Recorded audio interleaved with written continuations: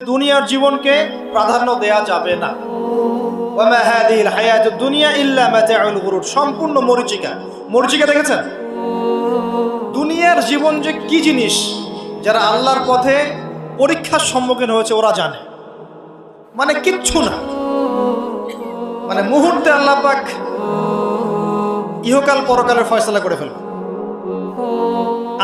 আমরাও বুঝবো, এটা আমরা বুঝবো না এমন নয়। ইয়াং ছেলে রাস্তায় যাচ্ছে, বাইক নিয়ে খুব দাবরানি দিচ্ছে, আছে না? হঠাৎ অ্যাক্সিডেন্ট, ডেড, স্পট ডেড। এটা দুনিয়ার জীবনটা। সারা জীবন দুনিয়ার পিছনে ছুটেছে, শেষ বয়সে হতাশ, কিছুই পেলাম না। পাবে না, কারণ আল্লাহর পথে না চললে শেষ বয়সে গিয়েও কিছু পাবেন না। যন্ত্রণা, হতাশা, গ্লানি ছাড়া। তখন দেখবেন আত্মহত্যা করে শেষ, ডেড। দেখবেন অনেক প্রতাপশালী বাচ্চা বড় বড় লেকচার দিচ্ছে, হঠাৎ রাস্তায় হাঁটতে হাঁটতে ডেড। সারাদিন রাত জেনা করেছে, মদ খেয়েছে, জেনা ছড়িয়েছে সমাজে, নগ্নতা, অশ্লীলতা ছড়িয়েছে, ভাইরাস মহামারী দিয়ে শেষ। দুনিয়ার জীবন কি জীবন! চোখের সামনে অহরহ এগুলো ঘটনা দেখছি আমরা। যাচ্ছে খুব সাদাল্লাদ করে, বর বিয়ে করতে যাচ্ছে, কার অ্যাক্সিডেন্ট, শেষ, ডেড। কিছু সাহাবী তো এমনও ছিলেন, বদরের যুদ্ধ করতে এসেছেন, হাতের মধ্যে কিছু খেজুর আছে, খেজুর খাচ্ছেন, খোরমা খেজুর খাচ্ছেন। তখন নবী সাল্লাল্লাহু আলাইহি ওয়াসাল্লাম দাঁড়িয়ে ভাষণ দিচ্ছেন যে ওয়াসাবিকু ইলা মাগফিরাতিম মির রাব্বিকুম ওয়া জান্নাহ। ওই যে আয়াতটা আছে, তোমরা এগিয়ে চলো তোমাদের রবের ক্ষমার দিকে এবং জান্নাতের দিকে। আরদুহা কাআরদিস সামাই ওয়াল আরদ, যার প্রশস্ততা আসমান এবং জমিনের সমান। সাহাবী খেজুর খেতে খেতে খেজুরটা ফেলে দিলেন। আরেকজন সাহাবী জিজ্ঞাসা করলেন যে খেজুরটা ফেলে দিলেন কেন? তিনি বলছেন এই খেজুরগুলো খেতে অনেক সময় লেগে যাবে। নবী সাল্লাল্লাহু আলাইহি ওয়াসাল্লাম এমন কথা বলেছেন, এটা শোনার পরে আমি আর এক সেকেন্ড নষ্ট করতে যাচ্ছি না।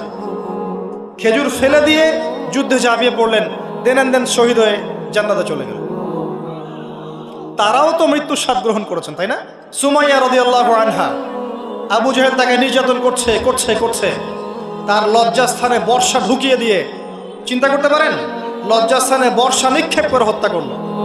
সুমাইয়া রাদিয়াল্লাহু আনহা দেখতে কালো বর্ণের, চেহারা সুন্দর নয়, হয়তোবা আপনার মতো সুন্দর নয়, জান্নাতে এখন হাসছে ইনশাআল্লাহ তাআলা। তার স্বামী ইয়াসের, আবু জাহেল তাকে পিটাতে মেরে ফেললো, সে মারা গেল, শহীদ হয়ে গেল। অনেক ওলামায়ে কেরামকে, ইমাম, মুস্তাহিদ, মুহাদ্দিস দেখবেন সারাটা জীবন এত মেহনত করেছেন দ্বীনের জন্য, বিয়ে শাদী করার সময় পান নাই।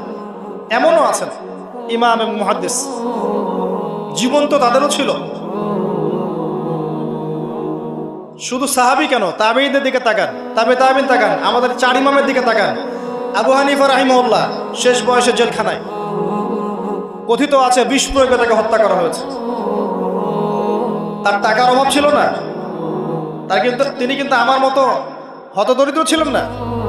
আল্লাহ পাক তাকে সম্পদও দিয়েছিলেন, সমস্ত সম্পদ বিলিয়ে দিয়েছেন দ্বীনের জন্য। ইমাম শাফিঈ রাহিমাহুল্লাহ, তার দিকে তাকান। আহমদ বিন হাম্বল রাহিমাহুল্লাহ, তার দিকে তাকান। তাকে পিটানো হচ্ছে আর বাগদাদের রাস্তায় ঘোরানো হচ্ছে, কারণ সমাজের মানুষ ফতোয়া দিয়েছে একটা, তিনি ফতোয়া দিচ্ছেন আরেকটা। ওই যে হিল্লা প্রথা আর ঠিকা বিবাহ নিয়ে আর কি।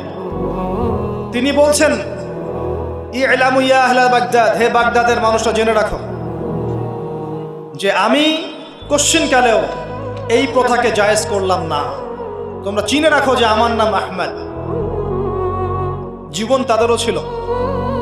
ইমাম মালিক রাহিমাহুল্লাহ, তাকে এত মার দেওয়া হয়েছিল, হাত বাঁধতে পারতেন না নামাজের মধ্যে, নামাজে হাত বাঁধতে পারতেন না।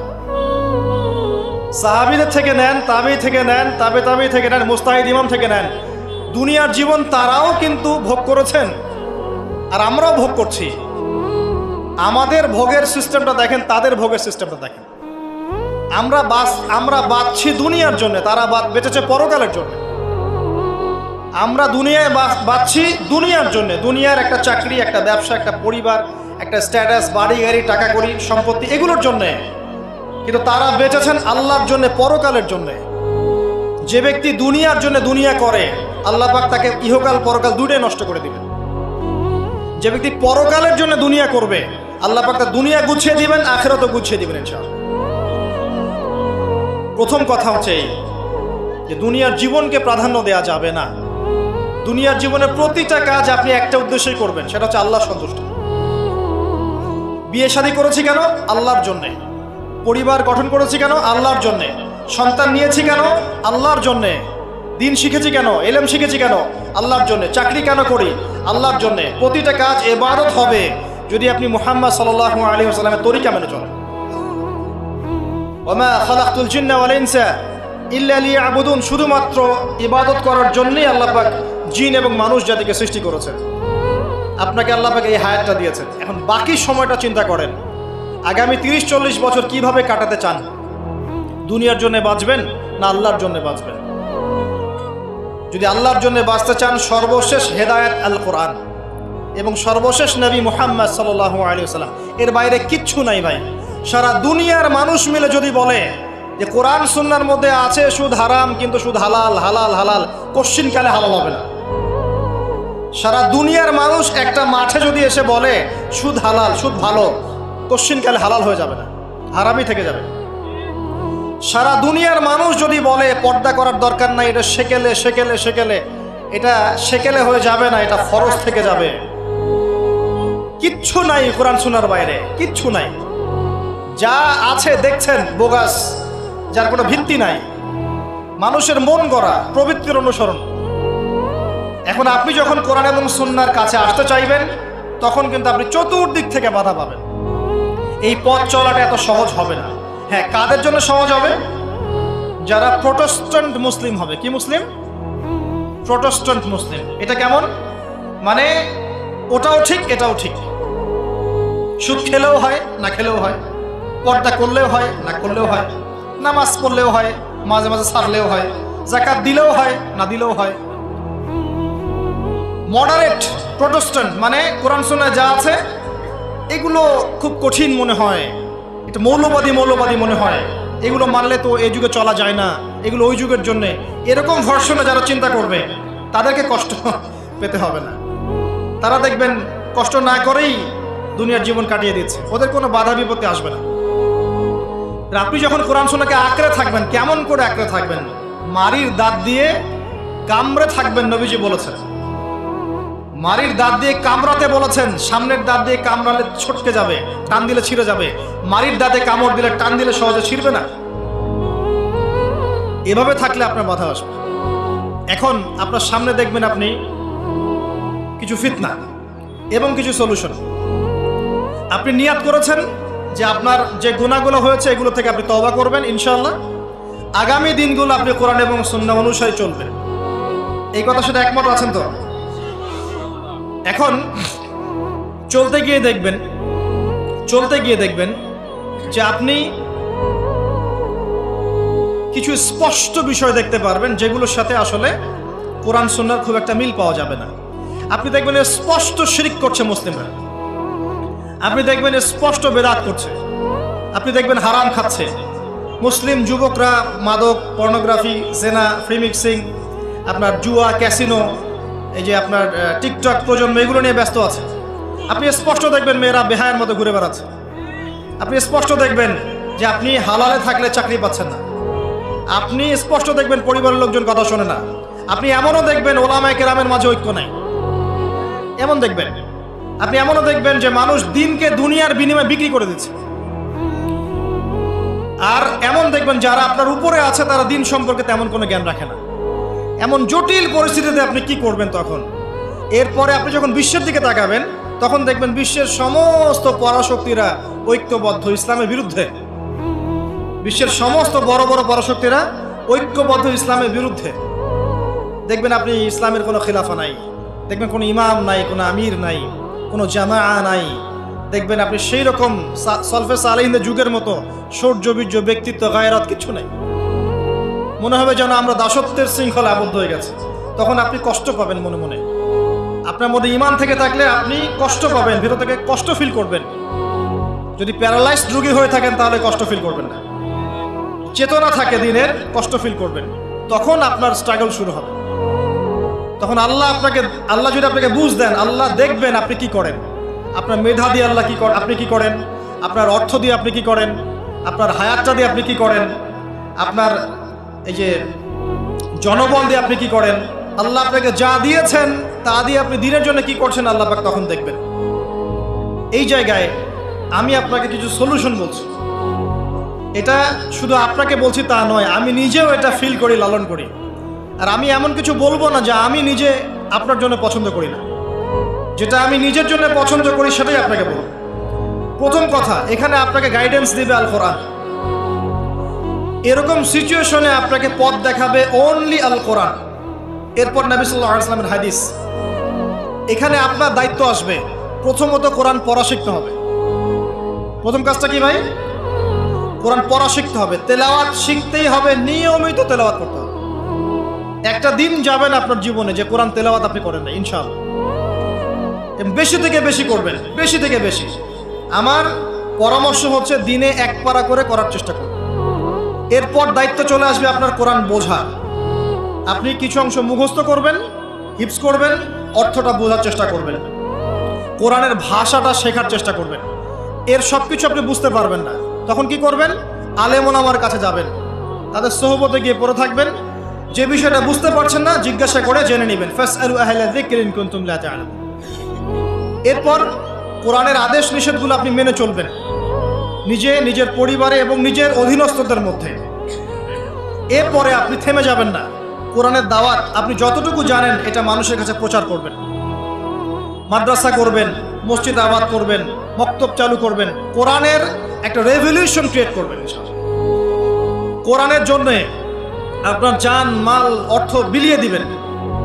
ওই একটা ছোট্ট কাজ দেখবেন পরকালে জান্নাতে যাওয়ার ওসিলা হয়ে গেছে ইনশাআল্লাহ। তারপরে আপনি সুন্নতকে পাবেন। ওই সুন্নতের উপরে আপনার 24 ঘন্টাকে সাজাবেন। দিন রাত প্রতিটা আমল আপনি সুন্নাহ অনুযায়ী করার চেষ্টা করবেন। এরপরে গিয়ে আপনার দায়িত্ব আরো বাড়বে। এরপর দায়িত্ব চলে আসবে উম্মাহ কেন্দ্রিক। আপনার তাসকিয়া অর্জন করতে হবে, আত্মশুদ্ধি অর্জন করতে হলে সবসময় পরকালের ফিকির করতে হয়, মৌতের স্মরণ করতে হয়, বেশি বেশি কোরআন তেলাওয়াত করতে হয়, এতিমের মাথায় হাত বোলাতে হয়, আপনার সাদাকা বেশি বেশি করতে হয়, মাঝে মাঝে রোজা রাখতে হয়। এগুলো করতে থাকলে আল্লাহর জিকির বেশি বেশি করতে হয়, আল্লাহর ধ্যান করতে হয়, আল্লাহকে ডাকতে হয়, দোয়া করতে হয়, আত্মশুদ্ধি অর্জন হবে। একই সাথে আপনার অন্তর থেকে হিংসা, বিদ্বেষ, এই যে গীবত, রিয়া, অহংকার, সমালোচনা, সংস্কৃতি দূর করতে হবে। মনের মধ্যে অহংকার, হিংসা, বিদ্বেষ থাকলে আল্লাহর নূর পাওয়া যাবে না, তখন তাসকিয়া অর্জন হবে না। আল্লাহর নূর না আসলে আপনি খিজির হতে পারবেন না, যে অনেক দূর পর্যন্ত দেখতে পারে। সূরা কাহফের মধ্যে ঘটনা পাবেন। আর এই শেষ জামানায় টিকতে হলে আপনাকে খিজির হতে হবে, দূর পর্যন্ত দেখতে হবে। শোনেন, দূর পর্যন্ত দেখতে না পারলে বর্তমানকে মনে হবে ভবিষ্যৎ। এখন যে ফিতনাময় পরিবেশে বসে আছে এটা বর্তমান, এটা ভবিষ্যৎ নয়। একটা কথা বলেছিলাম বেশ কয়েক বছর আগে যে আপনার এমন একটা সময় আসতে যাচ্ছে যখন ক্যাশলেস সোসাইটি থাকবে, মানে কাগজের টাকাটাও থাকবে না। অনেক দিন আগের কথা। তখন কিছু মানুষ আমাকে বলেছিল, পরামর্শ দিয়েছিল এবং শুভাকাঙ্ক্ষী আর কি আমার। আর দিন দিন আমার শুভাকাঙ্ক্ষী বাড়ছেই আলহামদুলিল্লাহ, যে ভবিষ্যৎ বক্তা, তুমি হচ্ছে ভবিষ্যৎ বক্তা।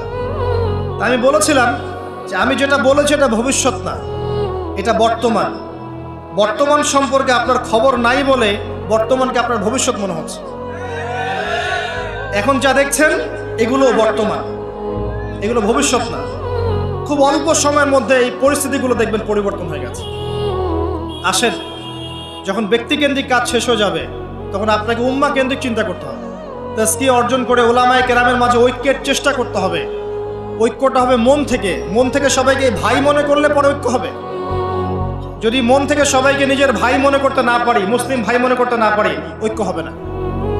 যদি আমি মনে করি আমি জান্নাতের ডিলার, তোমার লিজ লাগলে আসো নিয়ে যাও, ঐক্য কখনো হবে না। অনলাইনে যাবেন দেখবেন সারা দিন কাদা ছড়াছড়ি। আর এমন এমন বিষয়গুলোকে নিয়ে আমরা কাদা ছড়াছড়ি করছি যেগুলো নিয়ে কথা না বললেও পরকালে কিছু যায় আসবে না ইনশাআল্লাহ। এমন এমন ইস্যু নিয়ে আমরা কাদা ছড়াছড়ি করি যেগুলো নিয়ে কথা না বললেও আমার জান্নাত জাহান্নামের ফয়সালা হবে না ইনশাআল্লাহ। এগুলো ওই বিষয় নয়, মৌলিক বিষয় নয়।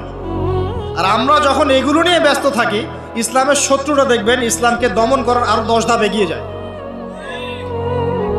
আমরা ইন্টেলেকচুয়াল হতে পারছি না, ঐক্যের চেষ্টা করতে হবে, যার যার জায়গা থেকে করতে হবে, এবং মিসাল দৃষ্টান্ত নিজেকে স্থাপন করতে হবে যে নিজে যখন সবার সাথে মিশবো তখন দেখবেন মানুষ রিসিভ করে নিবে যে হ্যাঁ উনি সবখানেই আসছে, উনি সাম্প্রদায়িক চিন্তা করছে না।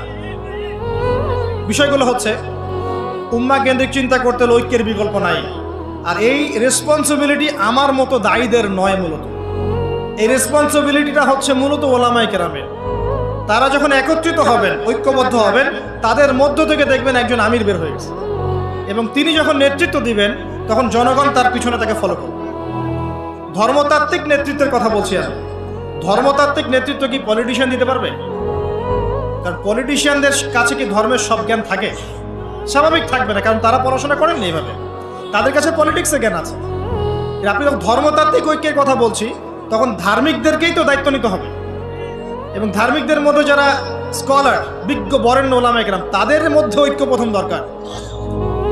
অনুসারীদের মধ্যে ঐক্য দিয়ে লাভ নাই। প্রথমে ঐক্য লাগবে আগে বড় বড় লেভেলে, তারপরে দেখবেন জনগণ ঠিকই আলেমকে মেনে নিয়েছে, তখন আপনি দেখবেন একটা ভালো শক্তি আপনি অর্জন করতে পারছেন। আদারওয়াইজ যখন আপনি বিক্ষিপ্ত বিচ্ছিন্ন, কেউই আমাদেরকে মূল্যায়ন করেন, যতই স্লোগান দেন, শোডাউন করেন, আইওয়াশ করেন, আদতে কিন্তু কেউ মূল্যায়ন করছে না আমাদের। আর আল্লাহ রাব্বুল আলামিন কোরআনে বলেছেন, এখন এই আয়াত কোথায় আছে আল্লাহ ভালো জানেন, এই আয়াতের বাস্তবতা কোথায় সেটা আল্লাহ ভালো জানেন। ওয়া'তাসিমু বিহাবলিল্লাহি জামিআ ওয়ালা তাফাররাকু, এই আয়াতটা কোরআনের মধ্যে আছে, এটা কোরআনের মধ্যে আছে, আল্লাহ পাকের কিতাবের মধ্যে এই আয়াতটা আছে, ওয়া'তাসিমু বিহাবলিল্লাহি জামিআ, তোমরা আল্লাহর রজ্জুকে শক্ত করে ধরো ঐক্যবদ্ধভাবে। আচ্ছা, এটার উপরে আমল না করে আমরা যদি এড়িয়ে যাই, এটা কোরআনের অবমাননা হয় না? এটা কোরআনের অবমাননা হয় না? যখন কোরআনে স্পষ্ট বলা হচ্ছে তোমরা সুদ খেও না, তারপরেও খাচ্ছি, অবমাননা হয় না? আল্লাহ বলছেন জেনার ধার কাছেও যেও না, তারপরেও করছি, তখন অবমাননা হয় না? আমরা মানে আবেগ প্রদর্শন করার চাইতে বিবেকবান হয়ে কাজগুলো করলে বেশি ভালো হতো। কোরআনের সম্মান সর্বোচ্চ শিখরে তখনই পৌঁছাবে যখন এর আদেশ নিষেধের উপর আমল করা হবে, এবং আমরা আমল করে দেখাতে পারবো, এবং ইনশাআল্লাহ আমরা পারবো। যদি কেউ পারে পৃথিবীতে, শুধু মুসলিমরাই পারবে ইনশাআল্লাহ। এবং মুসলিমদের মধ্যে যারা পারবে না, আল্লাহ পাক ওদেরকে সরিয়ে দিবেন, নতুন প্রজন্ম আল্লাহ পাক নিয়ে আসবেন ইনশাআল্লাহ। যুব সমাজ পারবেই, পরবর্তী তরুণ প্রজন্ম এবং আগামী ছোটদের প্রজন্মরা পারবেই ইনশাআল্লাহ। যদি কেউ পারে, এরাই পারবে ইনশাআল্লাহ। ইনশাআল্লাহ দেখবেন আমাদের মতো মানুষদেরকে দিয়ে যদি কাজ না হয়, আল্লাহ পাক আমাদেরকে সরিয়ে দিবেন, দিয়ে এমন এমন মানুষ আল্লাহ পাক তৈরি করবেন যারা এই চেয়ারগুলোতে বসে কোরআন সুন্নাহকে হাতে নিয়ে বিশ্বকে নেতৃত্ব দেবে ইনশাআল্লাহ। আসবে এক সময়, অপেক্ষা করতে থাকেন, কারণ আমরা আখিরুজ্জামানের হাদিসগুলো সম্পর্কে জানি। একটা সময় চলছে মুসলিমদের ডমিনেশনের সময়, এরপর একটা সময় আসবে যখন মুসলিমরাই এই বিশ্বকে নেতৃত্ব দেবে ইনশাআল্লাহ। ইসলামই হবে এই বিশ্বের একমাত্র সুপার পাওয়ার। আল্লাহ রাব্বুল আলামিন ওই জেরুজালেম থেকেই আরও একবার কিয়ামতের আগে পুরো বিশ্বে ইসলামিক খেলাফা বাস্তবায়ন করবেনই ইনশাআল্লাহ। এটা প্র্যাকটিক্যালি আপনার আমার কিছু কাজ আছে, ইলম অর্জন করা আমাদের কাজ। আমাদের এত বড় বড় কাজ নাই, আমাদের যতটুকু সামর্থ্য এতটুকু কাজ আছে। আমাদের কাজ আগে ইলম অর্জন করা, আমাদের কাজ জানা অনুযায়ী আমল করা, উলামায়ে কেরামের সাথে সম্পর্ক রাখা, মাদ্রাসার সাথে সম্পর্ক রাখা, জ্ঞানের চর্চা করা, হালাকাগুলো বাড়ানো, ইমানের চর্চা করা। আমাদের কাজ পরিবারগুলোকে সংশোধন করা। যদি কথা না শোনে ছেড়ে দেন, একক পরিবার গঠন করেন। বুঝাতে বুঝাতে যদি দেখেন যে আপনার পরিবার লুতের স্ত্রীর মতো হয়ে গেছে, বা নূহ আলাইহিস সালামের স্ত্রীর মতো হয়ে গেছে, তার ছেলের মতো কথা শোনে না, ছেড়ে দেন, আপনি আলাদা থাকেন। তাও ইমানের সাথে আপোষ করেন না। আসহাবুল কাহফ সমাজ, পরিবার সব ছেড়ে দিয়ে চলে গেছে, চলে যায় না, সব ছেড়ে দিয়ে চলে গেছে। যখন কেউ কথা শোনে না, একাই থাকতে হয় আল্লাহর রজ্জুকে ধরে। আল্লাহ পাক ইব্রাহিম আলাইহিস সালামকে বলেছেন তুমি একাই একটা উম্মাহ, ইব্রাহিম তুমি একাই একটা উম্মাহ। তো আমাদের কিছু কাজ আছে ভাই, ইমানের চর্চা করা, ইলম অর্জন করা, ওলামায়ে কেরামের সোহবতে যাওয়া, তাজকিয়া, আত্মশুদ্ধি অর্জন করা, অন্তরে আল্লাহর নূর পাওয়ার চেষ্টা করা, বেশি থেকে বেশি ইবাদত করতে থাকা, সময়কে মূল্যায়ন করা, জীবনটা গুছিয়ে নেওয়া। কারণ আমি এখানে থাকতে আসিনি, আপনি এখানে থাকতে আসেনি। আজকে থেকে 50 বছর পরে, 100 বছর পরে এখানকার একটা মানুষও বেঁচে থাকবে না। এখানে আমরা বসে আছি যারা, কেউ থাকবে না, এই বিশ্বের কোনো নেতা থাকবে না। আজকে থেকে 100 বছর পরে এই ন্যাটো, জাতিসংঘ, হাবিজাবি কিচ্ছু থাকবে না। আপনি বিশ্বের যত পরাশক্তি দেখছেন এগুলো কিচ্ছু থাকবে না ইনশাআল্লাহ। এই পৃথিবীর যে মানুষগুলো এখন বেঁচে আছে 100 বছর পর কেউ থাকবে না। এখন মনে হচ্ছে এরাই সব, এগুলো সব না। 100 বছর, জাস্ট 100 বছর। আরে কিয়ামতের মাঠই তো হবে 50,000 বছর। কিয়ামতের মাঠ কত বছর? এই তুলনায় 100 বছর কিছু সময়? আল্লাহর কাছে 100 বছর কোনো সময় না। 100 বছর পর কিচ্ছু থাকবে না, কোনো আমি আপনি কেউ না, কেউ থাকবো না। তো এই দুনিয়ার জীবনটাকে মূল্যায়ন করেন, গুছিয়ে নেন। আপনি জীবনের প্ল্যান করেন, আগামী 5 বছর আপনি কি করতে চাচ্ছেন, কতটুকু পড়তে চান, কি সনদ অর্জন করতে চান, কোন কোন বই আপনার পড়া হয়নি। আগামী 5 বছরের মধ্যে আপনার একটা ভালো জব দরকার। কি জব করবেন আপনি, যেটা করলে আপনি হালাল খেতে পারবেন। কত বছর আপনি বিয়ে করতে যাচ্ছেন এবং বিয়ের পর আপনি কিভাবে সন্তান প্রতিপালন করবেন। যখন আপনার বয়স 50 হবে তখন আপনার ছেলের বয়স কত হতে পারে, প্ল্যান করতে হয় জীবন সম্পর্কে। এবং আমি সেভ করব সম্পত্তি ভবিষ্যতের জন্য, কিসে সেভ করব? আমি এমন সম্পত্তি যদি সেভ করি, জমাই, যেটার মূল্য সামনে গিয়ে কমে যাবে, তাহলে আমি ঠকবো। যদি আমি এমন সম্পত্তিতে সেভ করি যেগুলোর মূল্য বাড়বে, আমি জিতবো। জীবনকে নিয়ে প্ল্যান করতে হয়। এবং এই সময়টুকুতে আমি দিনের জন্য কি করতে চাই, দিনের জন্য আমি কতটুকু করতে চাই। আমার দ্বারা কি একটা মসজিদ করা সম্ভব না? আমার দ্বারা কি একটা মাদ্রাসা করা সম্ভব না? আমি কি একটা এতিম প্রকল্প করতে পারি না? আমি কি একটা বিধবাদের প্রজেক্ট করতে পারি না? আমি কি একটা মা বোনদেরকে নিয়ে সেলাই মেশিনের কোনো প্রজেক্ট করতে পারি না? আমি কি মানব সেবামূলক কিছু কাজ করতে পারি না? ছোট্ট একটা সামাজিক সংগঠন করতে পারি না? কিছু একটা তো করতে পারি আমি। আল্লাহ পাক কি আমাকে কোনো প্রতিভা দেন নাই?